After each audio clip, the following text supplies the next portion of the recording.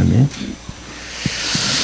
자, 너희도 서로 사랑하라. 우리 지난 주간에 서로 발을 씻겨주는 것이 좋다, 그렇게 말씀하셨는데, 이번에는 서로 사랑하라 그랬습니다. 하나님께서 왜 우리 교회에 이 메시지를, 이 말씀을 주실까 이렇게 생각을 해봤습니다. 앞으로 계속 많은 분들 오실 텐데 서로 발을 씻겨주려면 내가 발을 씻기는 종의 자세로 섬김의 자세를 가지라는 거죠. 교회를 잘 이해를 못하는 사람들이 상당히 많아요. 옛날식의 사고방식을 가지고 있는 분도 많고, 유 목사님이 계속 말씀하시는 부분이, 교회는 그리스도의 몸입니다. 이게 교회의 머리는 그리스도시고, 그래서 그리스도의 몸을 이루고 있는 이 교회는 성도들이 그 몸의 각 지체가 되는 거예요. 그래서 서로 연결되고 결합돼서 그 몸을 자라게 한다고 그랬습니다. 그래서 이런 비밀들을 안다면은 주님께서 왜 제자들에게 이 말씀을, 그것도 십자가 지시기 직전에 아주 중요한 시간표에 뭐 시간이 남아서 소풍 가서 한 얘기가 아니고 정말 십자가를 지시면서 앞으로 부활하시고 승천하신 이 얼마 남지 않는 이 시간 동안에 이 교회를 이루고 앞으로 세계복음화를 해 나갈 이 제자들에게 당부하시는 가장 중요한 두 가지가 서로 발을 씻겨줘라. 그건 뭡니까? 이게 섬기라는 거예요. 너희도 내가 너희를 사랑한 것처럼 너희도 서로 사랑하라는 거예요. 이 사랑은 하나님의 사랑을 모르는 사람은 사람도 사랑할 수가 없어요. 그러니까 하나님의 사랑을 받아보지 않은 사람은 사람을 진짜 사랑할 수가 없다니까. 그만큼 인간은 이 하나님과 뗄래야 뗄 수 없는 이런 관계입니다. 여러분, 하나님의 사랑하면은요, 첫 번째 뭡니까? 나를 만들어주신 하나님 사랑, 창조의 사랑. 여러분 왜 태어났습니까? 부정모일로 태어난 게 아니고, 불신자인 제 친구도 그 얘기 하더라고, 전화해가지고. 응? 부정모일로 태어난 게 아니고 네가 태어날 때 하나님께서 네게 생명을 주신 거 아니냐. 자기는 불교 신자라면서 나한테 그 얘기를 하더라고. 그 불신자가 목사한테 막 설교하는 거야. 그래, 정확하게 알고 있네. 그래, 그랬거든요. 그러니까 하나님께서 우리에게 생명을 주신 거야. 창조의 은혜, 그 사랑. 그 다음에 우리가 하나님도 알지 못하고 죄 가운데 살다가 십자가의 사랑으로 우리를 구원해 주신 그 사랑. 그게 두 번째 사랑이고, 세 번째 사랑은 뭡니까? 우리를 이제 세계복음화 할 수밖에 없는 정인으로 우리를 불러주신 그 사랑. 그 세 가지 사랑이 제가 생각할 때는 하나님의 사랑을 표시하려면 많겠지만 그 세 가지로 표현할 수 있지 않을까, 이런 생각이 듭니다. 자, 지난 주간에 우리가 그리스도의 종, 주님께서 종으로 오셔서 십자가에 순종하기까지 모든 걸 다 들이셨어서 우리를 살리셨는데, 그 그리스도의 종으로서 섬기라는 거예요. 이거는 윤리 도덕적인 수준에서 얘기한 게 아닙니다. 굉장히 하나님의 언약을 성취하기 위해서 중요한 포인트입니다, 이게. 그리고 왕으로서 오셔서 우리에게 영적 군사로 현장에 파송하기 위해서 지금 훈련을 시키고 있습니다. 군사는 훈련 받아야 돼요. 훈련 안 받은 군사는 나가면 뭐 금방 사망 안 됩니다. 그래서 하나님 나라의 왕, 그 왕이 우리를 부르셔서 영적 군사로 지금 훈련시키고 있는 겁니다. 그래서 사단의 나라와 이 전쟁, 영적 전쟁을 제대로 감당하도록 하기 위해서 영적 군사로 우리를 준비시키는 거죠. 하나님이신 그 그리스도께서 우리를 이제는 이 훈련시켜가지고 정권 대사로 전 세계에 파송을 하게 되는 거죠. 그래서 파송받아서 청주에 온 거예요. 대사로. 하나님 우리를, 이 어마어마한 축복을 받은 자는 할 게 기도밖에 없어요. 계속 말씀 들으면서 기도하시면 됩니다. 기도하면서 하나님이 주시는 오력, 뭡니까? 영력, 지력, 체력, 경제력, 인력, 하나님께로부터 받아야 돼요. 그 다음 9가지 세팅, 3 초월의 응답, 3 생명 회복의 응답, 3 전무후무의 응답. 그게 뭡니까? 플랫폼, 파수망대, 영적 안테나, 그 응답을 기도를 통해서 받아야 된다. 3 시대의 응답, 이번에 중자 대해서 좀 상세하게 또 말씀하셨죠. 3 시대의 응답, 사도를 살리고 중직자를 세우고 렘넌트와 부교육자를 세우는 겁니다. 그 3 시대의 응답을 앞으로 우리 교회가 받게 될 겁니다. 이 응답을 통해서 전혀 조건이 되지 않는 no condition, 전혀 환경과 조건이 여건이 안 되는 이 상황에서 이 응답을 통해서 베스트 컨디션으로 바꿔버린 거예요. 누가요? 이 사람들이. 하나님의 대사, 그리스도의 정권 대사로 온 사람들은요, 이렇게 택함받은 사람은 아무 조건이 안 돼서 베스트 컨디션으로 바꿔버렸어요. 그게 뭐예요? 4대 족장, 아브라함, 이삭, 야곱, 요셉, 다 이런 상황에서 다 바뀐 겁니다. 우리가 그 성경 읽어보면 전혀 상황이 안 돼, 조건이 안 돼. 그런데 베스트 조건으로 바꿔버린 거예요. 그 다음에 애굽 시대에 요게벳, 다 자녀들이 다 죽는데 그 아들 모세를 언약으로 다 붙잡고 살렸습니다. 그 요게벳, 이 살인자로 도망쳐 나온 모세를 사위 삼고, 모세가 이 미디안 광야에서 40년 동안 창세기를 기록하고 하나님 앞에 깊은 묵상 속에 준비할 수 있도록 뒷바라지 해준 이도록, 이 사람이 보통 사람이 아니란 말이에요. 뭔가를 봐야 이게 되는 거죠. 소문만 듣고도 언약 잡은 라합, 이런 사람들. 그 여리고성이 완전히 무너지는 상황에서 살아났잖아요. 그리고 라합 같은 사람, 이방 여인인데 그리스도의 계보의 할머니가 된 거예요. 이런 엄청난 축복들을 받았습니다. 그 다음에 전쟁시대의 한나, 사무엘을 통해서 한나라를 구하는 이 한나의 기도를 통해서 하나님이 시작하게 하신 거죠. 나시린을 달라고 기도가 바뀐 거죠. 아들 달라고 기도하다가 나시린 달라고 기도하는 걸 바뀌어버린 거예요. 하나님의 시간표를 한 거죠. 그 다음에 이세, 다윗의 아버지 이세, 정표를 받아오느라 그 왕의 신하면서도 왕이 싫어하는 선지자 100명을 숨겨주고 살려준 오바댜, 포로시대의 다니엘, 에스더, 성전을 재건한 학개 선지자, 그리고 초대교회 뭡니까? 138 언약 잡은 제자들. 이 언약을 잡은 사람들이, 우리는 138 언약을 잡아야 돼요. 오직 그리스도, 오직 하나님 나라, 오직 성령. 이 비밀을 모르고서는요, 아무것도 여러분 안 됩니다. 이런 사람에게 전문화, 제자와 세계화의 축복을 하나님 주십니다.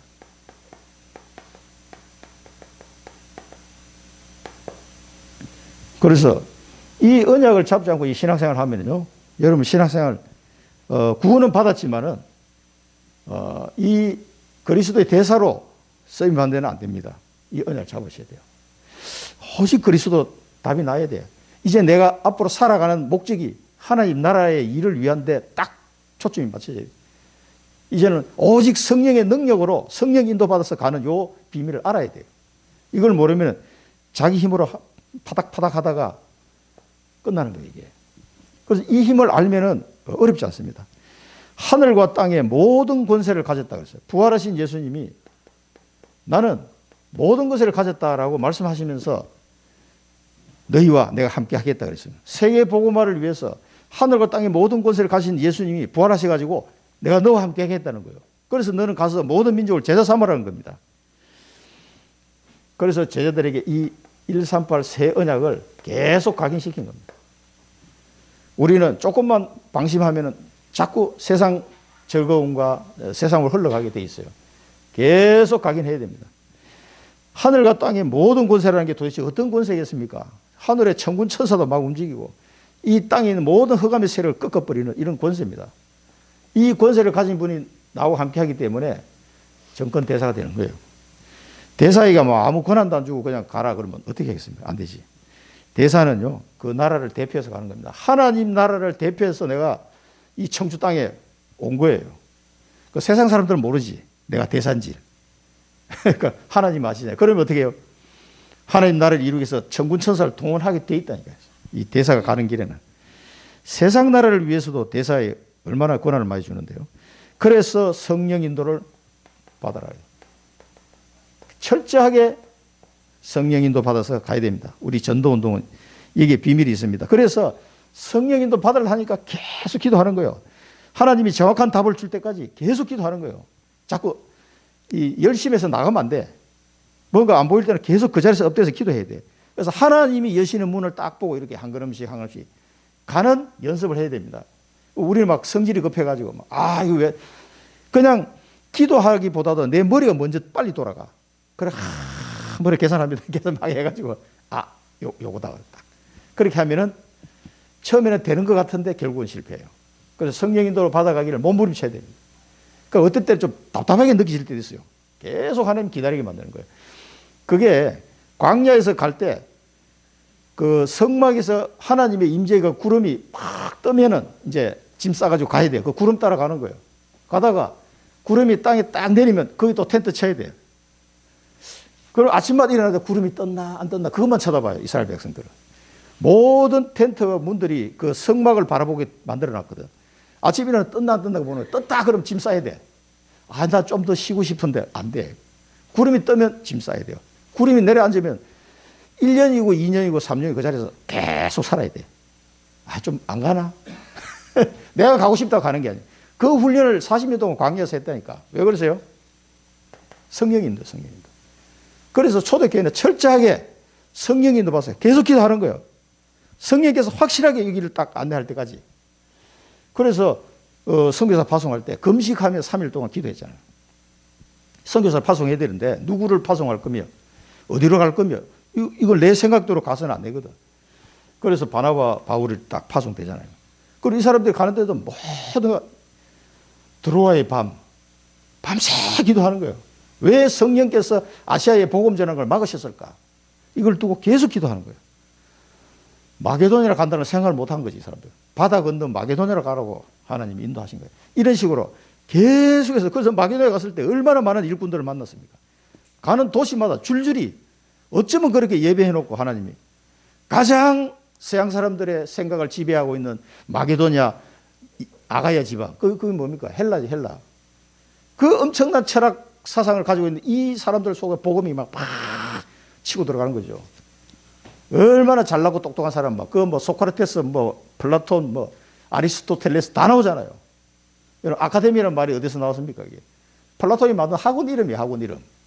이 학원 이름이 그냥 이제는 대명사가 돼가지고 아카데미 하면은 뭔가 이렇게 공부하고 이런 데를 아카데미라고 했네. 그 말이 거기서 나올 정도로 지금도 전 세계 사람이 다 쓸 정도로 그런 사상을 가지고 있는 사람들 복음이 막 들어간 거예요.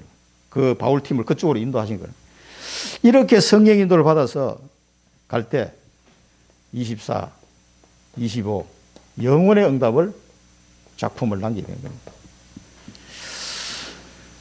그리고 이 오력과 아홉 세팅 3시대 이 축복이 내 속에 세팅이 되기 시작합니다. 이렇게 기도하고 갈 때 또 내 업 속에, 나의 업 속에 이게 세팅이 돼요. 그 다음에 내가 가는 전도 현장 속에 계속 이런 일이 벌어지게 되는 거예요. 그러면 이제 신앙생활 할 맛이 나죠. 그 다음에 우리를 이제 보좌 망대 파수꾼으로 하나님의 보좌의 축복을 누리는 그런 망대를 만드는 파수꾼으로 삶 생명이 회복되는. 그래서 파수꾼은 뭡니까? 24기도 해야 되는 게 특징이에요. 24기도. 그 다음에 많은 사람들이 오도록 길을 만드는, 하나님께로 많은 사람이 올 수 있도록 길을 만드는 파수꾼이에요. 안테나 역할을 소통하는 이런 파수꾼으로. 그리고 만민을 향하여 길을 드는 이 뭡니까? 플랫폼을 만드는 파수꾼. 그래서 여러분 한 분 한 분을 통해서 수많은 사람들이 주님께로 돌아올 수 있도록. 그래서 이 운동을 뭡니까? 생명운동.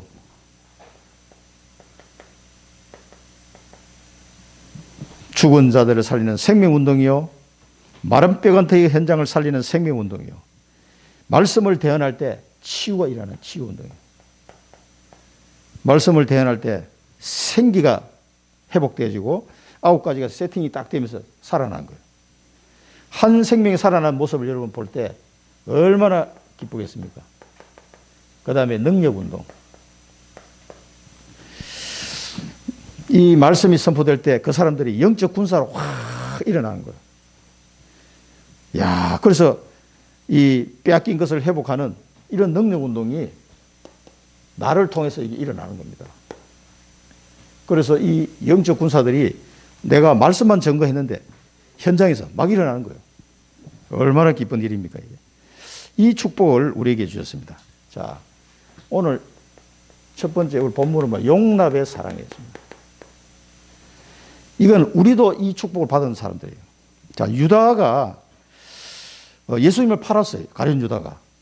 그런데 가룟 유다가 예수님을 팔 줄을 알았겠어요? 몰랐겠어요? 예수님이? 알았겠죠. 다 아는데 왜 유다를 이 12제자 중에 한 명은 원하신 자를 부르시니 제자들이 나아오더라 그랬거든요. 그 원하는 자들을 불렀었어요. 그 중에 한 명이 가룟 유다야. 이 사람이 아주 그 성질도 이상하고 분명히 예수님을 배반할 사람을 알면서도 불렀다니까. 그러면은 유다가 예수님을 팔아먹어가지고 악행을 행한 것이 하나님의 십자가의 그 일을 이룰 수 있는 일에 유다가 쓰임을 받은 거 아니냐. 그럼 유다가 잘한 거예요? 못한 거예요? 우리 학생들한테 이런 질문을 많이 해요. 그 가만히 유다가 한 일은 자기 예수님을 팔아먹어서 나쁜 일 같은데 결론은 보면 뭐예요? 하나님이 십자가 그 언약을 이뤘으니까 잘한 거 아니에요? 그 어떻게 된 겁니까? 잘한 겁니까? 못한 겁니까? 그래서 로마서 읽어보시면 그런 내용이 잘 설명이 되어 있습니다. 유다가 그런 악한 할 줄을 아시면서도 부르셨어요. 그래서 예수님이 뭐라면 여기 본문에 보면 심령이 괴로워 그래서 심령이 괴로워. 이제 예수님이 십자가를 져야 될 시간이 가까워오니까 예수님 심령이 괴로워 그랬어요. 왜 그렇겠어요? 그 유다의 마음을 아시기 때문에 그랬어요. 자, 저는 이렇게 생각됩니다. 유다를 왜 예수님이 제자로 불렀을까? 이 사람 성질도 아는데 이 사람이 여기 성경을 여러 군데 찾아보면요, 돈 좋아해요, 돈. 그래가지고 그 돈계를 맡아가지고 300데나리온을 팔아가지고 말이야. 이 가난한 자에 나눠줄 건데 이거 왜 이렇게 하냐. 그 얘기 했잖아요. 그때 성경에 뭐라고 기록됐어요? 그는 도적이라. 그 돈을 늘 빼먹는 사람이야. 그 12제자들이 돈을 모아놓은 거를 늘 슬쩍슬쩍 하는 거지. 그 기록을 누가 했습니까? 사도 요한이 한 거예요. 요한복음 보면. 그 똑같이 제자로 따라다녔던 사도 요한이 그 누구를 가룟 유다가 뭐 하는지 다 본 거지, 이 사람이. 그렇게 기록해 놓은 거예요. 그는 도적이라 기록해 놨다. 그 돈 좋아하고 그 다음에 명예심이 굉장히 강해요. 뭔가 한 자리 하게. 그래서 예수님을 이스라엘의 왕으로 생각한 거예요. 맞지, 이스라엘 왕은. 육신적인 이스라엘 왕. 그러니까 누가 대권 후보가 나오면 어떻게 해? 파리떼처럼 달라붙잖아요. 그 나중에 되면은 한 자리 장관이랑 한 자리 해먹으려고. 그러니까 가룟 유다도 딱 보니까 예수님 불렀는데 가보니까 가만히 보니까 이분이 뭐 하겠어. 야, 이분이 대권을 잡을 것 같아. 그래 따라 붙은 거예요, 사람은. 그래서 한 자리 해먹으려고. 그런데 예수님이 뭐라고 그러세요? 나는 죽을 거다. 그럼 이 사람이 충격을 받는 거예요. 아니, 죽으면 끝인데. 자꾸 죽는다는 얘기 하시니까. 그 뒤에 말을 안 들었어. 3일 만에 나 다시 살아날 건데. 그거는 안 듣고 앞에 것만 듣고. 가룟 유다 충격받아 버린 거예요. 이 가룟 유다가 원래 그런 사람인데 왜 그런 사람을 불러가지고 이 사람에게 용납의 사랑을 주님이 허락하시는 거예요. 오래 참으시고 이 사람을 불러가지고 예수님이 옆에 두면서 많은 표적과 기사를 보게 만들고 이 주님이 하시는 말씀을 직접 듣도록 그런 기회를 주신 거란 말이에요. 그럼에도 불구하고 뭐예요? 예수님을 팔 생각을 한 거지. 그러니까 심령이 괴로워. 너희 중 하나가 나를 팔리라. 나를 팔아먹을 것을 말씀하셨습니다. 그래서 이게는 가장 잘 표현되가 로마서 2장 4절 5절인데요. 2장 4절을 보면 혹 네가 하나님의 인자하심이 너를 인도하여 회개하게 하심을 알지 못하여 그의 인자하심과 용납하심과 길이 참으심이 풍성함을 멸시하느냐. 우리는 여러분들은 멸시한 게 아니고 회개하고 돌아오신 분들이에요. 유다는 가룟 유다는 뭡니까? 멸시한 거예요, 저거를. 그래서 예수님이 특별히 이 친구가 그래도 살아남을 수 있는 기회를 주시기 위해서 제자를 부르셔가지고 옆에다 두고 계속해서 말씀을 주신 거예요. 그리고 죽은 자가 살아나고 모든 기적들을 다 보게 만드신 거죠. 그럼에도 불구하고 이게 멸시한 거예요, 결국은. 그래서 그 마지막 때 올 때까지도 이 친구가 회개하고 돌아오지 않으니까 심령이 괴로워 이렇게 말씀하십니다. 너희 중에 하나가 나를 팔리라. 그 마지막 기회를 3년 반 동안 예수님과 함께 하시면서 누렸던 그 엄청난 축복의 시간표를 놓쳐버린 거죠. 이 사람 팔 줄 몰라서 그런 게 아니에요. 알면서 불러서 용납의 이 축복을 누릴 수 있도록, 이 사랑을 받을 수 있도록 기회를 주신 거죠. 그래서 로마서 2장 5절에 다만 네 고집과 회개하지 아니한 마음을 따라 진노의 날 곧 하나님의 의로우신 심판이 나타나는 그날에 임할 진노를 네게 쌓는도다. 그러니까 이런 상황이 가룟 유다형이 된 겁니다. 그래서 이사야 6장 9절 10절에도 그 내용이에요. 이게 예수님 오실 때를 두고 이사야가 예언한 말씀이라니까. 그러니까 이사야 네 가서 백성이 말해라 그랬어요. 그 말하는데 이 백성이 보면 들어도 못 깨닫고 보아도 모른다 그랬어요. 이렇게 이스라엘 백성이 이사야 시대 때도 깨닫지 못했는 것과 마찬가지로 예수님 오실 그 당시에도 이렇게 될 사람이 많을 거라는 거예요. 그 많은 바리새인들과 특히 이제 가룟 유다 같은 이런 사람들이 여기에 속한 사람입니다. 그래서 예수님이 알려줬어요. 떡 한 조각을 적시다 주는 자가 거니라. 떡 한 조각. 떡 한 조각을 적시다 주는 자가 거니라 그랬어요. 그러면서 입에다 넣어줬어요. 그런데도 불구하고 그러면은 우리가 내가 유다 같으면 어떻게 돼요? 나를 알고 있구나. 생각이 들지 않겠어요? 그러면 그 자리에서 엎드려야지. 주여 제가 죄인입니다. 엎드려야 되는데 조각을 받은 후 사단이 그 속에 들어간지라 했어요. 이 조각을 먹고 떡 조각을 먹고 사단이 그 속에 들어갔냐 성경 이렇게 기록하십니다. 이 기록을 누가 했어요? 사도 요한이 기록한 겁니다. 곧 사단이 그 속에 들어간지라. 그러니까 주님께서 네가 하는 일을 속히 하라 그랬어요. 네가 하는 일. 이 완전 사단에게 장악된 상태. 유다가 그 조각을 받고 곧 나가니 밤이더라. 우리가 요한복음 12장 4절 6절 보면요. 여기 아까 300데나리온을 팔아서 이 가난한 자들을 생각함이 아니요. 그는 도둑이라 그랬어요. 동괴를 맞고 거기 넣는 것을 훔쳐가미르라. 이게 사도 요한이 기록한 거거든요. 그 사도 요한이 다 본 거지. 이 친구 이거 좀 이상한데 이건 이런 상태예요. 마태복음 26장 24절 25절에 보면 차라리 태어나지 아니했다면 제게 좋을 뻔하였네. 이 말씀까지 했어요. 인자는 자기에 대하여 기록된 대로 가거니와 인자를 파는 그 사람에게는 화가 있으리라. 예수를 파는 유다가 대답하여 이르되 랍비여 나는 아니지요. 대답하시되 네가 말하였도다 하시니라. 이렇게까지 확실하게 얘기해 줬는데도 다른 주변의 제자들 잘 몰랐어요. 이 당시에는. 오늘 본문을 읽어보면 왜 예수님이 유다에게 저런 얘기 하시지? 뭐 물건 사러 보냈나? 뭐 이렇게 이해했다니까.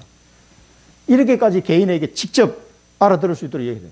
아니지 하는데 야 네가 대답했다 얘기했는데 그래도 이 가룟 유다가 깨닫지 못하는 거예요. 이 용납의 사랑을 거부한 겁니다. 그러니 어떻게 되겠어요? 자, 이 사람의 모습을 봅니다. 나중에 이제 유다를 팔아먹고 난 뒤에 예수님을 팔고 난 뒤에 그의 정죄됨을 보고 예수님이 사형을 선고받으니까 충격을 받은 거예요. 설마 뭐 사형까지 가겠네 이렇게 생각했는데 십자가 사형이 딱 되고 나니까 스스로 뉘우쳐. 스스로 뉘우쳐. 그 은 30을 대제사장들 장로들 도로 갖다 주면 뉘우친 것까지는 좋아요. 근데 돈을 돌려주면서 이르되 내가 무죄한 피를 팔고 죄를 범하였다. 예수님이 죄가 없다는 걸 알은 거지. 하니 그들이 이르되 그것이 우리에게 무슨 상관이 네가 당하라 하거늘 유다가 은을 성소에 던져놓고 물러가서 여기까지는 괜찮아요. 자, 한번 봅시다. 베드로가 예수님을 부인했어요, 안 했어요? 딱 울기 전에 3번이나 부인했다니까. 3번 부인한 베드로는 어디로 갔습니까? 성 밖으로 나가서 통곡하며 회개하였다고 했어요. 너무 창피한 거야. 그 나중에 예수님이 부활하신 예수님을 만났어. 만났는데도 너무 그 상처가 커서 고기 잡으러 가버렸어. 이 사람이 사도 일을 해야 되는데 옛날 직업으로 돌아가 버렸다니까. 그러니까 예수님이 바닷가까지 찾아가잖아. 고기 잡는 거. 불러가지고 떡 구워주고 고기 생선 구워주면서 네가 나를 사랑하냐 그 얘기 하신 거예요. 그래서 사도로서의 직분을 허락하신 거예요. 그래 회개하면은 그 길이 열리는 거예요. 그런데 이 사람은 뭡니까? 오늘 성소에 던져놓고 물로 가서 스스로 목매어 죽은지라고 그랬어요. 자살해버렸어요. 그래서 성격이 굉장히 자아가 강한 사람인 것 같아요. 그러니까 자기가 잘못한 거에 대해서 견디질 못하는 거예요. 베드로는 그래도 조금 얼굴이 약간 두꺼운 편이에요. 그러니까 하나님은 어떤 상황에 오더라도요, 하나님 앞에 엎드리면 다 용서 다 해줍니다. 그것 때문에 십자가 지신 거거든요. 그런데 실컷 예수님께 그렇게 배웠음에도 불구하고 예수님의 사랑이 어떤 사랑인지, 그 독생자를 오셔서 십자가 지신 사랑이 어떤 사랑인지를 이 사람이 모르는 거예요, 이거를 단체. 그럼 목매어 죽어버렸으니까 어떻게 되겠습니까? 회개할 기회가 없는 거지, 기회가. 여러분, 사도 바울 보죠. 사도 바울이 예수 믿는 사람을 막 잡아 죽이고 감옥에 가서 다 했잖아요. 어떻게 보면 가룟 유다보다 더 악한 일을 했단 말이에요. 그런 사도 바울은 다메섹 도서에 주님을 만나고 난 뒤에 회개했어요. 그리고 단방에 예수 믿는 사람을 잡아 죽이던 사람이 뭘로 돌변해가지고 예수 믿으라고 또 전하는, 복음 전하는 사람이 되어버렸거든. 그런데 하나님은 그 바울을 시대적인 사도로 사용하셨잖아요. 그러면 그런 예를, 그래서 사도 바울은 그 많은 사람들이 자기에게 그 사도성을 부인하고 네가 무슨 사도냐 막 그렇게 사람을 죽이고 감옥에 가둔 사람이라고 부정하는 사람들도 많이 있었어요. 그래서 나는 만삭되어 나지 못한 자 같은 나를 주님께서 부르셨다. 그래서 매일 서신서에 보면 나는 그리스도의 종이다. 그리스도의 종이다. 나 바울, 그리스도 종된 나 바울은 이렇게 편지를 썼어요. 그게 가슴에 사무실을 가는 데마다 그 얘기 했단 말이에요. 자기가 옛날에는 이렇게 악행을 했던 사람인데 정말 하나님의 은혜로 내가 사도가 됐다. 만삭되어 나지 못한 자 같은 나다. 이렇게 얘기할 수밖에 없는 거예요. 만약에 가룟 유다가 회개하고 사도로 다시 등장했다면 어떻게 되겠어요? 이야, 자기 스승 예수를 팔아먹은 놈이 이제 예수 믿으라고 돌아다니는 거예요. 역사가 일어나겠어요. 아마 제가 생각할 때는 반대 거꾸로 엄청 역사가 일어나지 않았을까. 오히려 베드로보다. 베드로도 그렇게 부인했다가 회복됐잖아요. 가룟 유다도 사실 회개했으면 분명히 주님은 쓰셨을 거예요. 그렇게 하시려고 제자로 부르신 거라니까. 끝까지 주님의 용남의 사랑을 거부하고 이 사람은 자기 갈 길로 가버렸어요. 이게요, 참 안타까운 일이지만 이 엄청난, 그러니까 저는 베드로와 바울과 가룟 유다 세 사람을 이렇게 묵상하면서 비교를 해봤다니까. 이 사람들이 뭐 사실 처음 시작을 보면은 뭐 별 차이도 없어, 어떻게 보면. 그렇지만 두 사람은 회개하고 돌아와서 사도로 쓰임받고 한 사람은 자살해버리고 이 차이입니다. 그래서 항상 우리 마음에 이런 부분들을 잘 이해하고 평생 우리가 주님을 부인하고 살았다 할지라도 마지막 숨 넘어가기 전에 예수 믿고 죽는 사람도 제가 봤거든요. 그렇게 일평생 하나님을 부인하고 살다가. 자, 이게 하나님의 사랑입니다. 십자가의 사랑입니다. 그래서 우리가 뭐 가룟 유다보다 더 잘난 사람도 없어요. 다 마찬가지예요, 솔직히. 우리가 죄인 됐던 우리 원래는 하나님과 원수 됐던 우리를 살리기 위해서 자기 아들을 십자가에 매달았잖아요. 그게 십자가 사랑입니다. 의인을 위하여 죽을 자가 혹 있을지 몰라도 원수를 위하여 죽을 자가 있겠느냐. 그게 십자가 사랑이란 말이에요. 이 십자가 사랑을 여러분 이번 주간에 깊이 묵상하시고 하나님의 은혜로 충만해지시길 바랍니다. 인자가 영광 받으세요. 이 십자가 사건을 통해서 인자가 영광 받으시고 하나님도 영광 받으시고. 이 십자가 그렇게 중요합니다. 하나님이 인간의 근본 문제를 완전히 해결하는 십자가. 그래서 하나님이 세상을 이처럼 사랑하사 독생자를 주셨으니 이는 저를 믿는 자마다 멸망치 않고 영생을 얻게 하려 하심이니라. 이 축복을 주시려고 십자가에 매달리신 거죠. 성부 하나님은 자기 아들을 아끼지 않으려고 내어주셨고요. 그래서 인자가 영광 받으시고 하나님도 영광 받으신다 그랬어요. 이 사랑이 실제로 이제는 집행되는 그 자리가 십자가거든요. 뭐 말로만 하는 사랑은 뭐 누가 못해요. 자기 아들을 십자가에 실제로 이제 매달은 거예요. 하나님의 사랑을 확정하기 위해서. 그래서 하나님께 영광 받으신다고 그랬어요. 그리고 하나님도 그에게 영광을 주시리라. 그러니까 예수님께 영광을 주시리라. 이게 뭡니까? 부활입니다. 부활. 성경대로 죽으시고 성경대로 살아나셨는지라. 고린도전서 15장 3절 4절. 성경에 예언된 사건이에요. 그리고 하늘과 땅의 모든 권세를 주셨다. 모든 권세. 마태복음 28장 18절. 그 다음에 로마서 14장 9절에는 산자와 죽은 자의 주가 되시기 위해서 죽으셨다. 그 다음에 만물 위에, 그 이름이 만물 위에 계신 거예요. 이런 권세를 하나님께서 그 아들 예수에게 주셨습니다. 그리스도께서 죽었다가 다시 살아나셨으니 곧 죽은 자와 산 자의 주가 되려 하심이라.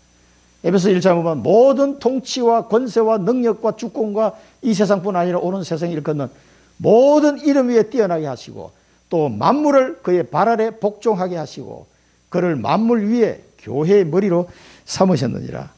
이 축복을 허락하신 거죠.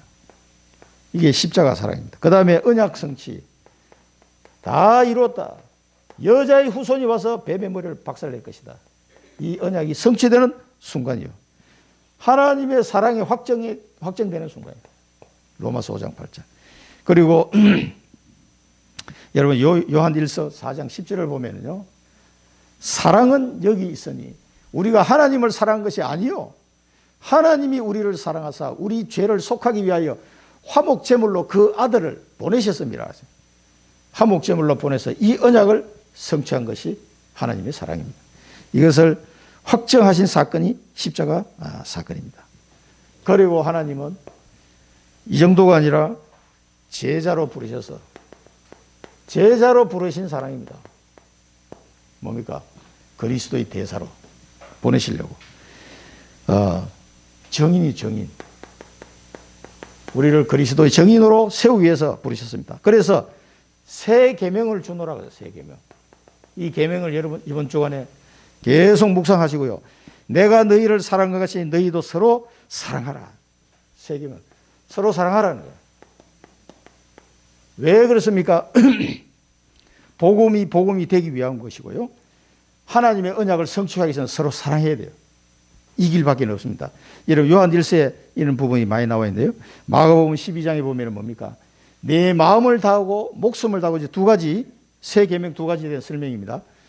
마음을 다하고 목숨을 다하고 뜻을 다하고 힘을 다하여 주 너의 하나님을 사랑하라 하는 것이요. 둘째는 이것이니 네 이웃을 네 자신과 같이 사랑하라 하신 것이라. 이보다 더 큰 계명이 없느니라. 모든 구약의 계명을 두 가지로 딱 요약하자면 하나님을 사랑하고 네 이웃을 사랑하는 겁니다. 그럼 하나님을 사랑하는데 마음을 다하고 목숨을 다하고 뜻을 다하고 힘을 다하면 뭡니까? 네 평생을 바치라는 거예요. 하나님 사랑하는 일에. 쉽게 얘기하면. 그 다음에 네 이웃을 네 자신까지 사랑하라. 어떻게 하면 이웃을 내 자신까지 사랑하겠습니까? 복음을 전거해 주는 거예요. 복음을. 그게 가장 사랑하는 겁니다. 아무리 이 사람에게 물질을 줘도 구원을 못 받으면 다 말짱 꽝이란 말이에요. 이 사람이 구원받도록 도와줘야 돼요. 그래서 기도하고 우리가 이 전도지도 한 장 갖다 주기도 하고 또 뭐 물질적으로 어려우면 좀 도와주기도 하고 하는데 목적은 뭡니까? 생명 구원. 이게 안 되면 이웃 사랑하는 게 아니에요, 이게. 자, 그러면서 요한 1서를 보면요. 요한 1서 3장 23절 보면 그의 계명은 이것이니 곧 그 아들 예수 그리스도의 이름을 믿고 그가 우리에게 주신 계명대로 서로 사랑할 것이냐. 예수 그리스도 이름을 믿고. 그리고 이 사람이 이웃을 내가 아무리 사랑한다고 해도 밥도 갖다 사주고 막 했는데 예수 그리스도 이름을 믿도록 안 도와주면 어떻게 돼요? 그건 사랑하는 게 아니에요. 그건 아주 약 올리는 거지. 믿고 그가 우리에게 주신 계명대로 서로 사랑할 것이냐. 그리스도 안에서 사랑. 영혼 구원을 받는 사랑. 그걸 얘기하는 겁니다.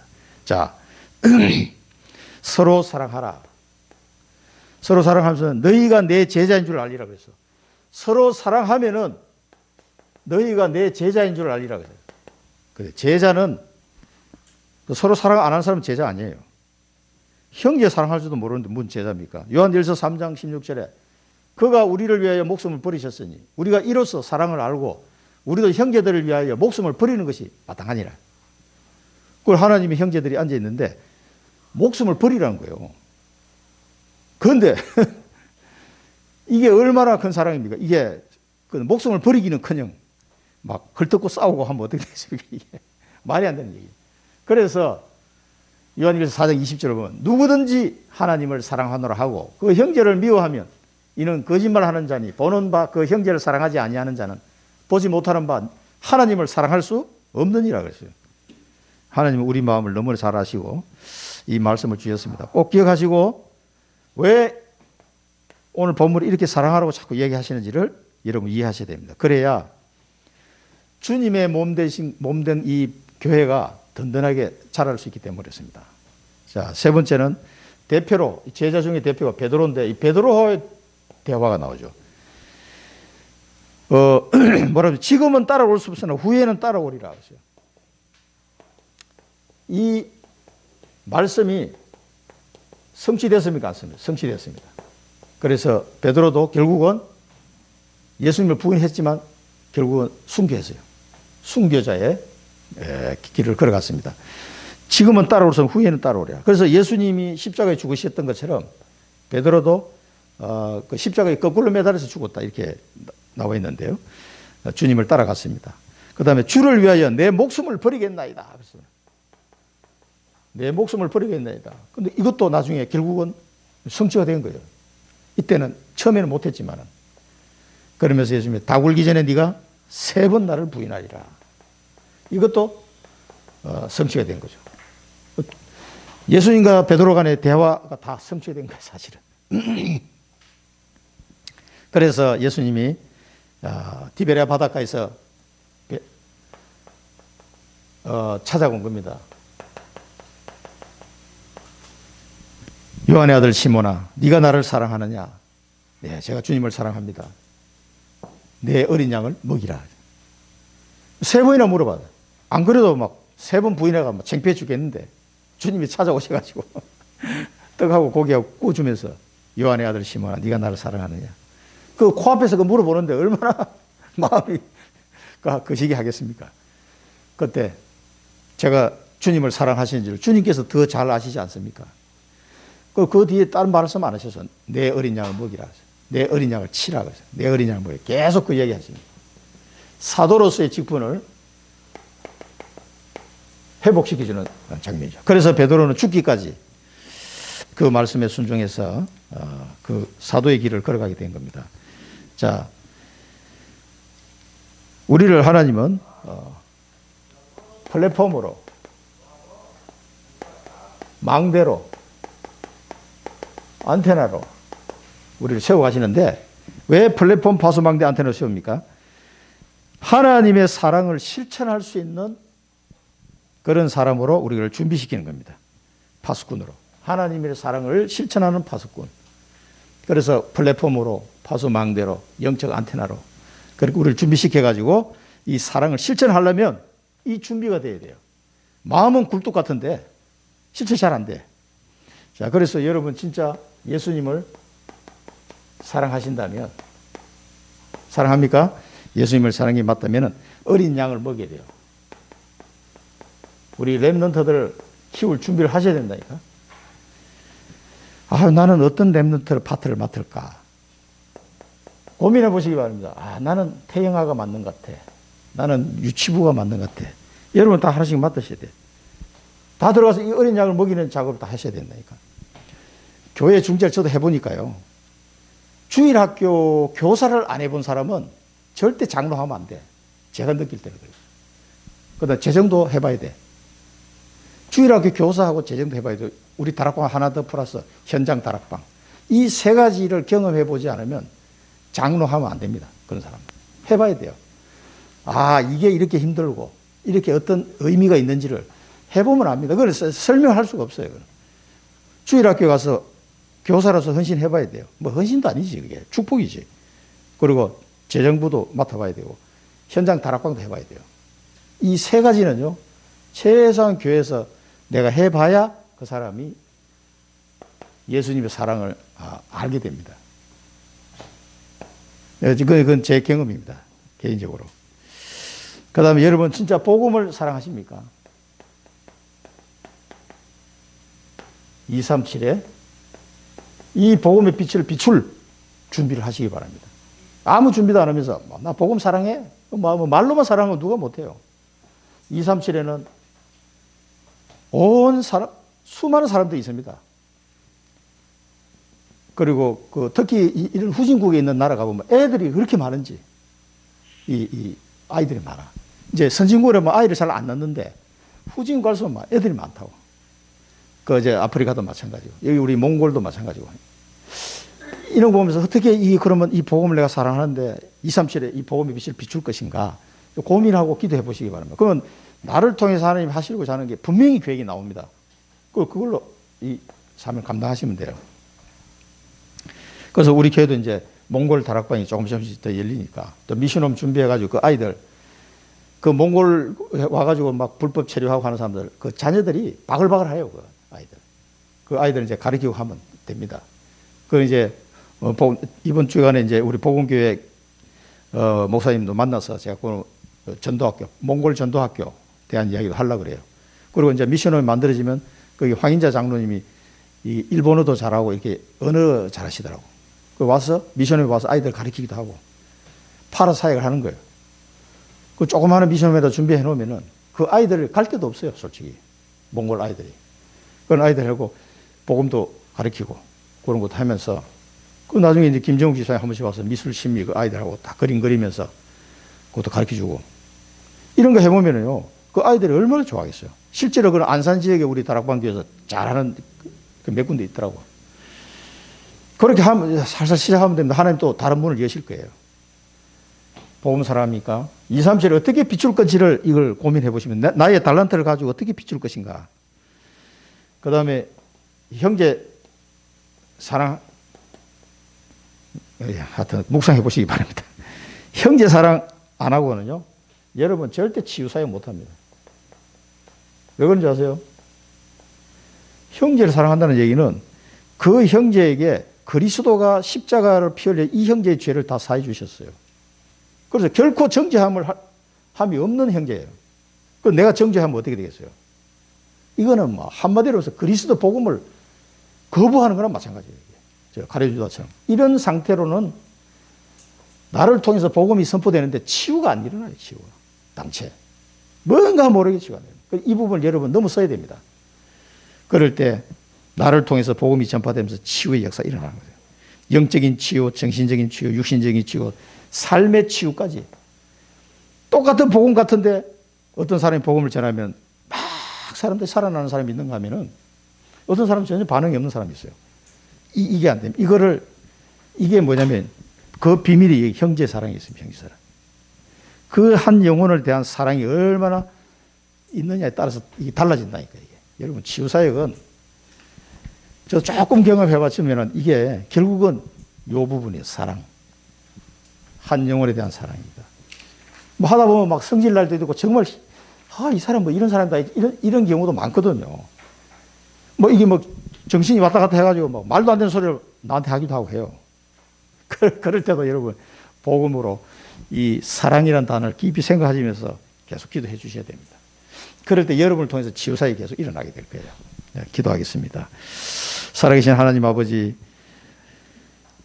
내가 너희를 사랑한 것처럼 너희도 서로 사랑하라고 하신 주님의 말씀을 이번 주간 깊이 묵상하면서 주님의 사랑을 실제로 우리 현장 속에 복음으로 실천하는 귀한 한 주간이 될 수 있도록 저희들을 인도하여 주옵소서.